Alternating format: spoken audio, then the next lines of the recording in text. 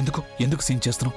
అలాగే అబార్షన్ గురించి నువ్వు నాన్నమ్మకి చెప్పాల్సిన అవసరం ఏమొచ్చింది నీకు? అయితే నన్ను ఏం చేయమంటారు? అమ్మమ్మ ఏం చెప్తే దానికి తలూపాలా? అందరికి వెళ్ళి చెప్పాలా నేను ప్రెగ్నెంట్ గా ఉన్నాను, నాకు కంగ్రాచులేట్ చేయండి? అయితే నష్టం ఏముంది? అందరూ విష్ చేస్తారు, కాస్త నటించాలి అంతే కదా. మనం అబద్ధం చెప్తే ఇవన్నీ చేయక తప్పదు కదా. మరి నాకు తెలుసు అబద్ధం చెప్పామని, కానీ జీవితాంతం ఈ అబద్ధంతోనే బతికేలేవు కదా. నేను అలా అని చెప్పలేను, కానీ అబద్ధాన్ని అంతం చేయడానికి ఇది కరెక్ట్ పద్ధతి కాదు కదా. నేను పద్ధతి గురించి ఆలోచించడం లేదు, నేను కేవలం రిజల్ట్ గురించి ఆలోచించాను. నాకు కరెక్ట్ అనిపించింది నేను చేశాను. నీకు ఇది కరెక్ట్ అనిపించిందా? అవును, నాకు ఇదే కరెక్ట్ అనిపించింది. ఇందా కింద జరిగింది అది తప్పు. అమ్మమ్మ ఇంతమందిని పిలిచారు, అందరితోనూ సంతోషాన్ని పంచుకున్నారు. సంతోషం పంచడం వల్ల పెరుగుతుంది. సంతోషం ఎంతగా పెరుగుతుందో అమ్మమ్మ అన్ని కలలు కండం మొదలు పెడతారు. కలలు కండం మొదలు పెట్టాక అది అబద్ధం అని తెలిస్తే దానికి రెట్టింపు బాధ కలుగుతుంది. మీకెందుకు అర్థం కావడం లేదు? మనిద్దరం ఈ అబద్ధం చెప్పి మన కుటుంబాన్ని మోసం చేస్తున్నాం. అలాగే ఈ అబద్ధాన్ని అంతం చేయకుండా మిమ్మల్ని మీరు ఫూల్ చేసుకుంటున్నారు. అందుకే ఇలా చేయడం చాలా అవసరం. అయితే ఇంకొన్ని రోజులు ఆగలేవా నువ్వు చూసావు కదా నాన్నమ్మ ఎంత సంతోషంగా ఉందో. ఇప్పుడు చూడు తన పరిస్థితి ఎలా అయిపోయిందో. అయినా నీకు అంతమంది ఉంటే కనిపించలేదా? ఒక్కసారి కూడా ఆలోచించలేదా వాళ్ళందరూ ఏమనుకుంటారనేది? మీరు ఆలోచించారా? వీళ్ళందరికీ ఎప్పుడైతే నిజం తెలుస్తుందో అప్పుడు వాళ్ళు ఏమనుకుంటారు అని?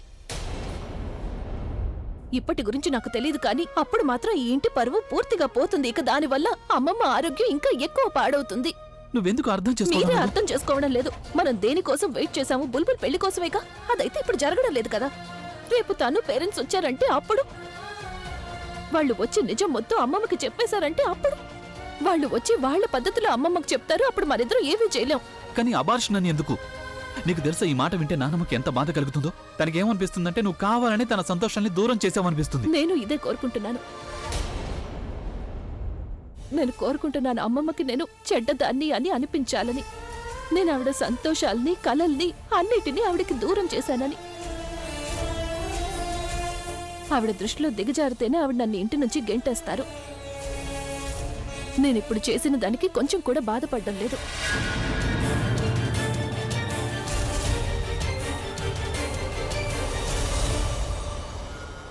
నేను కోరుకుంటున్నాను అమ్మమ్మకి నేను చెడ్డదాన్ని అని అనిపించాలని. నేను ఆవిడ సంతోషాల్ని, కలలు అన్నిటినీ దూరం చేశాను అని.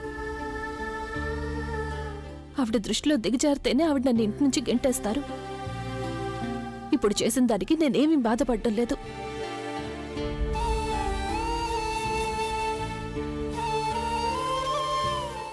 ఇదంతా మీ బర్త్డే రోజున జరుగుతున్నందుకు నాకు చాలా బాధగా ఉంది. నేనేం చెయ్యాలో నాకు నిజంగానే తెలీదు. ఇంట్లో పార్టీ జరుగుతోంది అని, అలాగే అమ్మమ్మ ఇలా అనౌన్స్ చేస్తారని కూడా తెలీదు. నేను కావాలనే ఈ రోజంతా బయటున్నాను. అప్పుడు నేను నిజంగానే అబోర్షన్ చేయించుకున్నానని ఇంట్లో అందరికీ అనిపిస్తుంది అని. లేకపోతే నేను మీ బర్త్డే రోజున ఇదంతా మీతో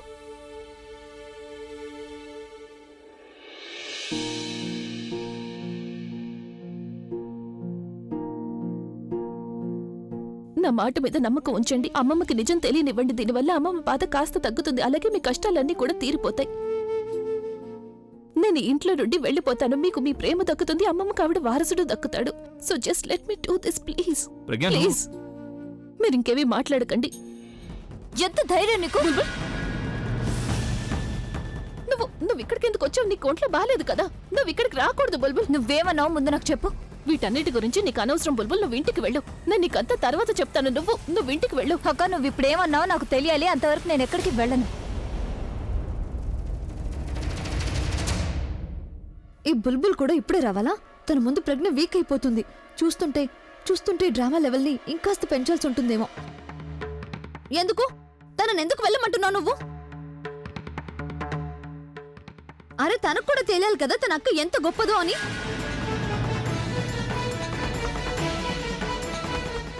ఇప్పుడు ఇక్కడ అందరికీ తెలిసిపోయింది కదా. ఇక ప్రపంచానికి కూడా నీ గురించి తెలియాల్సిందే. అందరికీ తెలియాలి పైకి అమాయకంగా కనిపించే వాళ్ళు లోపల ఎంత భయంకరంగా ఉంటారని.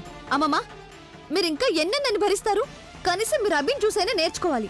ఆలియా గురించి తెలిసిన వెంటనే తను ఆలియాతో బంధాలన్నీ తెంచేసుకుని బయటకు గెంటేశాడు. ఇప్పుడు మీరేం చేస్తారు? ఒక కోడలి బంధం అన్న చెల్లెల బంధం కంటే ఎక్కువ అవుతుందా? ఇంకా తన్ని మీ కళ్ళ ముందు ఎందుకు నిలబడిస్తున్నారు? నేను చెప్పేది వినండి. తన్ని మీ కళ్ళ ముందు నుంచి వెళ్ళిపోమనండి. అలాగే ఇంటి నుంచి కూడా. తను మొత్తం ఆడజాతికే కలంకం తీసుకొచ్చింది. ఆ కలంకాన్ని ఇంకా ఇంట్లో ఉండనివ్వకండి.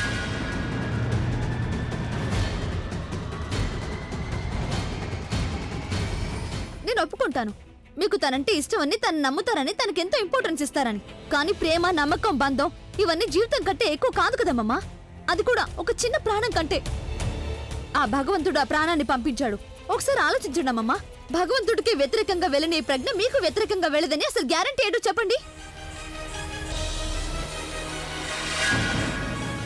ఈ రోజు తన బిడ్డ ప్రాణం తీసింది, రేపు మీ ప్రాణం కూడా జస్ట్ షట్ అప్ తను. Just shut up, okay?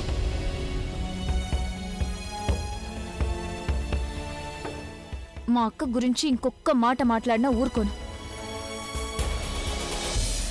అక్క, తనేం మాట్లాడుతుంది? నువ్వెందుకు మౌనంగా ఉన్నావు? నాకు తెలుసు నువ్వు ఇలాంటి పొరపాటు ఎప్పటికీ చేయవని. నువ్వు ఇలా సైలెంట్ గా నిలబడి తన మాటలు ఎందుకు వింటున్నావు అక్క? ప్లీజ్ ఏమైనా మాట్లాడు. చూడండి అమ్మమ్మ, తన సొంత చెల్లెల దగ్గర ఇన్ని విషయాలు దాచింది, అలాంటప్పుడు మీ దగ్గర దాచదని గ్యారంటీ ఏంటి? నువ్వు ఇలాంటి తప్పటి అడుగు ఎప్పటికీ వేయవని నాకు తెలుసు. ఎందుకు చెప్పడం లేదు? అసలు ఏం జరిగింది? నీ ప్రాబ్లం ఏంటక్క? నిజమేంటో అందరికీ చెప్పు. అమ్మమ్మ, నేను తన గురించి మీ అందరికీ ముందే చెప్పేశాను కదా. తనకి వ్యతిరేకంగా ప్రూఫ్స్ కూడా ఇచ్చాను. కానీ మీరు తన ప్రెగ్నెన్సీ సంతోషంలో అన్నింటినీ కూడా పట్టించుకోకుండా వదిలేశారు. తనని క్షమించేశారు. కానీ చూడండి, మీ క్షమాపణ తనకి ఎంత అవకాశం ఇచ్చిందో. అదే బిడ్డను తను మీకు దూరం చేసేసింది. మనకు తెలియదు కదా మన వెనక ఇంకా ఎన్నెన్ని చేసిందో. తను ఒక క్యారెక్టర్ లేని మనిషి. తను అసలు ఎందుకు అబోర్షన్ చేయించుకున్నానని చెప్తుందంటే అసలు తను తల్లే కాలేదేమో. ఇనఫ్ తన్ను, ఇనఫ్ తన్ను, ఇనఫ్ తన్ను.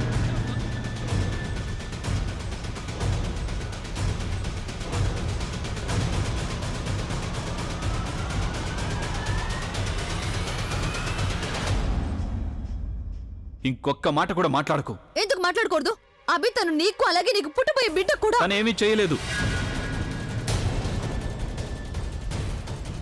ప్రజ్ఞ అబద్ధం చెప్తోంది.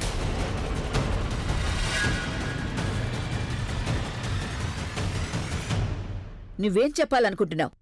ప్రజ్ఞ అబద్ధం చెప్తోందా? అవునానమ్మా, తను అబద్ధం చెప్తోంది. ప్రజ్ఞ ఏవైతే చెప్పిందో అందులో ఒక్కటి కూడా నిజం లేదు. చూసావా అక్క, నేను చెప్పాను కదా తను నాటకం ఆడుతుందని. ఖచ్చితంగా ఏదో విషయం ఉంది. అభి, ఇప్పుడు నువ్వు ఇంత చెప్పావు కదా, మరి ఇది కూడా చెప్పు. తను ఇలా అబద్ధం ఎందుకు చెప్తోంది? మా మనసు ఎందుకు కష్టపడుతోందని. మీరు ఆయన ఎందుకు అడుగుతున్నారు? నేను చెప్తున్నాను కదా, ఇప్పుడు నేను ఏదైతే చెప్పానో అదే నిజం అమ్మమ్మ. ఆయన అబద్ధం చెప్తున్నారు. నువ్వు నోర్మై, చాలా ఎక్కువ మాట్లాడావు. ఇప్పుడు అభిని మాట్లాడినివ్వు. అభి నిజం చెప్తాడు. వాడు నాకెప్పుడు అబద్ధం చెప్పలేదు. చెప్పు బాబు, ఏమైంది? నన్నమ్మ, అసలు విషయం ఏంటంటే అసలు ప్రజ్ఞ ప్రెగ్నెంట్ అవ్వలేదు.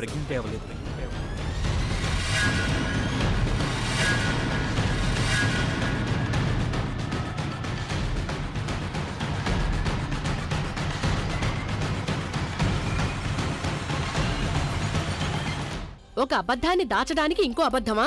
ఒప్పుకుంటాను తను నీ భార్యని, తోడుగా ఉంటానని నువ్వు ప్రమాణం చేశావు. కానీ దాని అర్థం నువ్వు తన ప్రతి అబద్ధాన్ని సమర్థించాలని కాదు. తను ఇంతవరకు మాకెన్నో కథలు చెప్తూ వచ్చింది. ఇప్పుడు నువ్వు కూడా కొత్త కథ చెప్తున్నావా? అత్తయ్య, తన కొత్త కొత్త రూపాలు చూసి నాకు ఆశ్చర్యం కలుగుతోంది. మంచి కోడలుగా ఉండటం అంటే బాధ్యతగా ఉండాలి, కుటుంబాన్ని ఒకటిగా కలిపుంచాలి. కానీ చూడండి, తన గురించి మొత్తం నిజమంతా ఒక్కసారిగా బయటికొచ్చింది. చాలి, కాపండి పిన్ని. ఒకే మాటని తిప్పి తిప్పి అలా మాట్లాడడం మానేయండి. సరే, నేను నోరు మూస్తాను.